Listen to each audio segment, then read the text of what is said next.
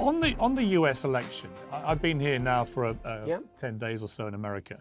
You can feel the heat building to the Iowa caucuses next week, and then New Hampshire primary and so on. This is the real kind of kickstart for the US election. I can also feel the temperature on both sides of this debate ratcheting up. It seems to me that there's no short-term solution to the toxic tribalism that infests not just the American political system, but the UK political system, in fact, political systems everywhere. What do you feel about that? What's your sort of prediction for how you think this election may unravel here? Well, I think the danger of artificial intelligence-generated false news skewing the election results is extremely high, because you can imagine, and I can't even see how this won't happen, you can imagine the unbelievable utility of a well-timed fake video account of Trump or Biden doing something clearly reprehensible, timed mere hours before an election. And I see at the moment absolutely no way that we can protect ourselves against such things. I think, for me, at a deeper level, the solution to the problem that you're describing is a psychological solution that is inevitable in light of our increased technological power. People are going to have to understand more consciously that the errors that they propagate morally, the acts of willful blindness, pretending that they're doing something other than they are doing, morally grandstanding, outright lying or avoiding the truth. With all this technological power at our hands, the cataclysmic consequences of those moral errors are radically magnified. And I don't see that there's an alternative to that. As we get better at doing good things faster, we simultaneously get better at doing bad things faster and at a wider scale.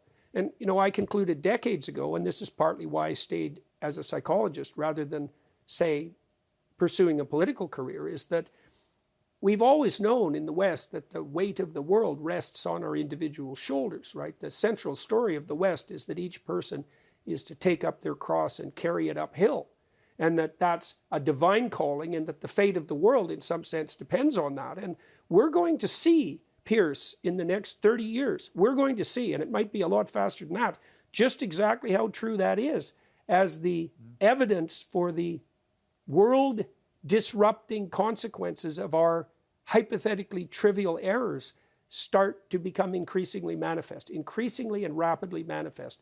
Lay out the underlying archetypal structure of reality, you know, the endless battle between good and evil. And the most profound commentators on such battle have always concluded that the fundamental line is drawn in the human soul. And if you want to get the demons of the world under control, you better start with the demons in your own skull. And if you don't think that's enough to keep you busy, that just means you haven't looked inside with enough, courage and perspicacity. There's plenty of disorder in your own soul to occupy yourself with for the rest of your life. And this is something, we're either going to learn this voluntarily, consciously, and wisely, or we're going to be beat to death by our own stupidity. And that's going to happen quickly in many, many ways. You can see it unfolding. Well, you can see it unfolding around us now. So 2 questions on the US election. Can Donald Trump win? And would it be a good thing for America and the world if he does win?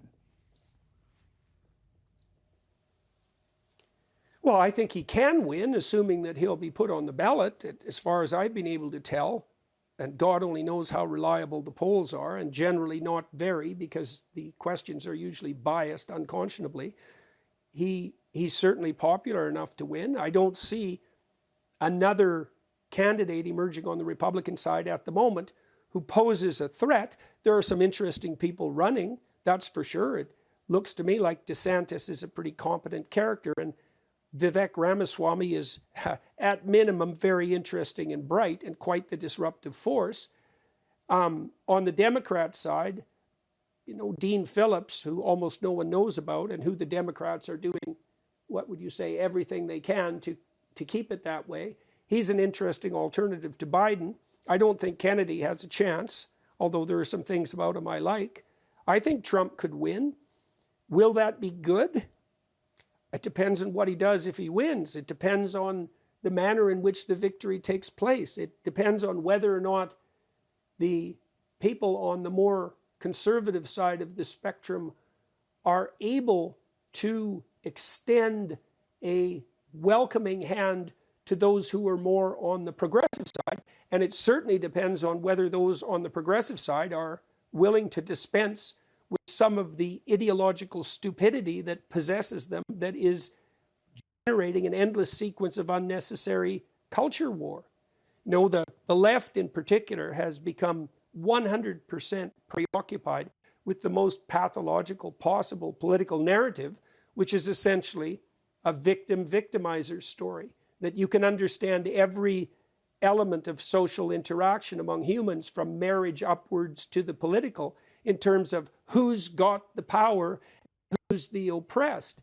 And there's nothing in that but an endless recipe for not only for the most bitter of soul-devouring resentments, but for the application of any form of vengeance imaginable. I can't imagine, this is something that possesses the universities as well, there's nothing more toxic than a victim-victimizer narrative. And that certainly possesses the radical left in particular to the nth degree. And there's nothing in that but disaster. So, you know, it's part and parcel of what we've been discussing. There's going to be very rapid change, not least on the electoral front in the upcoming year. And how that goes will depend on how people conduct themselves, and ever more so. So we can pray that we're terrified enough of the potential negative consequences and enticed enough by the potential positive consequences to walk ever more carefully. We'll see. You know, if you have big toys, you better be a big boy. And we don't have big toys, we have giant toys. And they will stomp us into the ground unless we're wise enough to guide them properly.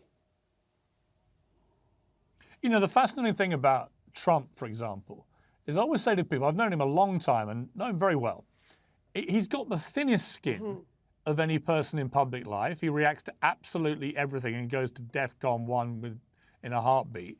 But he also has the thickest skin. He can soak up stuff that would crush any other political figure in history in seconds. This is a guy facing nearly 100 criminal charges, and yet all that's done is actually make him more popular. I mean, we are into completely uncharted territory with Trump as a political figure, aren't we? Well, I don't think the Democrats could have done a better job of keeping the name of Trump alive if they would have planned to do that. And it's certainly possible that in some ways they did plan to do that, because the scuttlebutt among the political theorists that pass for wise men among the Democrats is that, well, if Trump is the candidate, then Biden can beat him. It's like, well, not necessarily. I wouldn't bet the farm on that, although that's probably already occurred. And you know, Trump is canny enough to know that in some real way, all publicity is good publicity. And it's certainly the case that the Democrat persecution of Trump, and I think that's the right term, has kept him alive and has also cast him so perversely in the role of victim that the Democrats themselves are always, what would you say, trumpeting as being allied with. It's an unbelievably demented move on the strategic side. You know, my sense was if Biden would have taken a careful look at the Abraham Accords, which he certainly should have, because then we wouldn't be in the situation we're in right now in relationship to Israel, let's say. He could have given Trump a medal, clapped him on the back, said, "Good job, mate," and maybe he would have ridden off into the sunset. Now, that would have meant the Democrats would have had to contend with someone like DeSantis, let's say, who's at minimum hyper-competent. And I don't think that was in the cards. So instead, they determined to play idiot political games, not like those aren't well known on the Republican side. And they raised Trump from the dead. And they do that continually. So, well, I think personally, and this is just a guess because what do I know, I think that the most likely outcome is that Trump is the next president. That's what it looks like to me. So I think that's unfortunate. Yeah, I think that because could he's absolutely so happen. divisive. That's the problem.